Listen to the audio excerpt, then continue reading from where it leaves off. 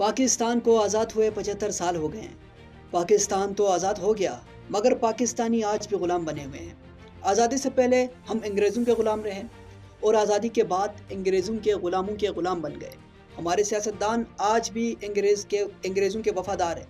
ये लोग आज भी पाकिस्तान से ज़्यादा अमेरिका और बरतानिया पर भरोसा रखते हैं।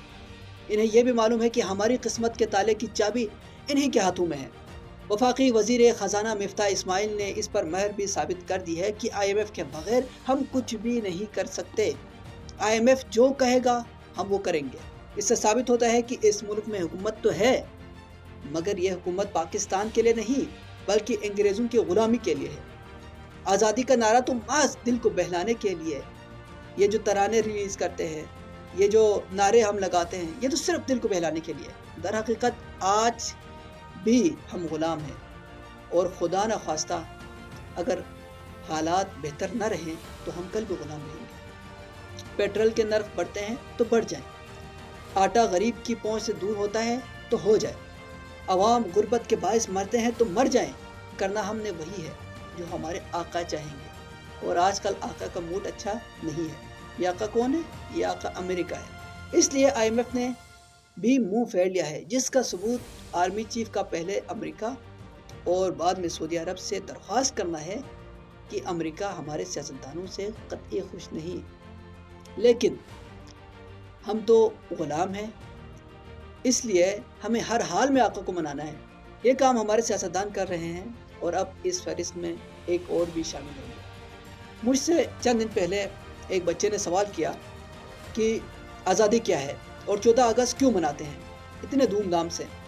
मैं सवाल सुनकर कुछ देर के लिए खामोश रहा और फिर बस इतना कहा कि हमारी ग़ुलामी के 75 साल मुकम्मल होने पर हम जश्न मना रहे हैं। 14 अगस्त को अंग्रेज़ों से आज़ादी हासिल करके जागीरदारों, वडेरों और करप्ट लोगों की ग़ुलामी में आ गए।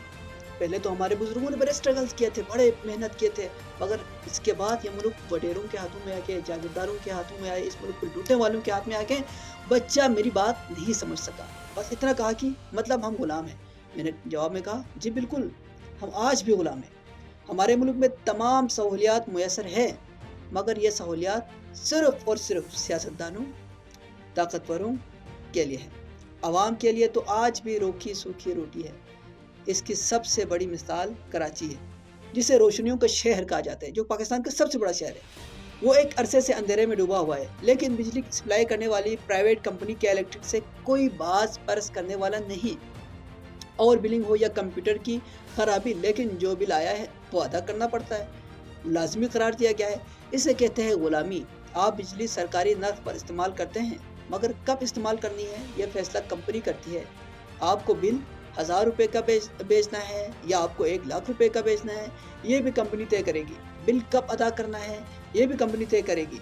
अगर एक दिन भी आप देर से बिल अदा करें तो फिर आपको जुर्माने भी कंपनी अपनी मर्जी से तय करेगी। ये भी एक ग़ुलामी है। हम खुद को आज़ाद तसव्वुर करके खुश ज़रूर होते हैं, मगर यकीन जाने मगर असल में हम बदतरीन ग़ुलामी का शिकार हैं। 14 अगस्त पर परचम बुलंद करने से हम आज़ाद नहीं होते, बल्कि दुनिया को ये बता रहे होते हैं कि हमसे बड़े ग़ुलाम हैं, हमसे बड़े ग़ुलाम हैं। दुनिया 14 अगस्त को हम पर हंस रही होती है और हम समझ रहे होते हैं कि ये खुशी मना रहे हैं, हमारी खुशी में खुश हो रहे हैं। कभी मौका मिले तो 14 अगस्त को किसी अंग्रेज़ के चेहरे की तंज़िया मुस्कुराहट का और जायज़ा लीजिएगा, आपको अपनी ग़ुलामी की पहचान हो जाएगी।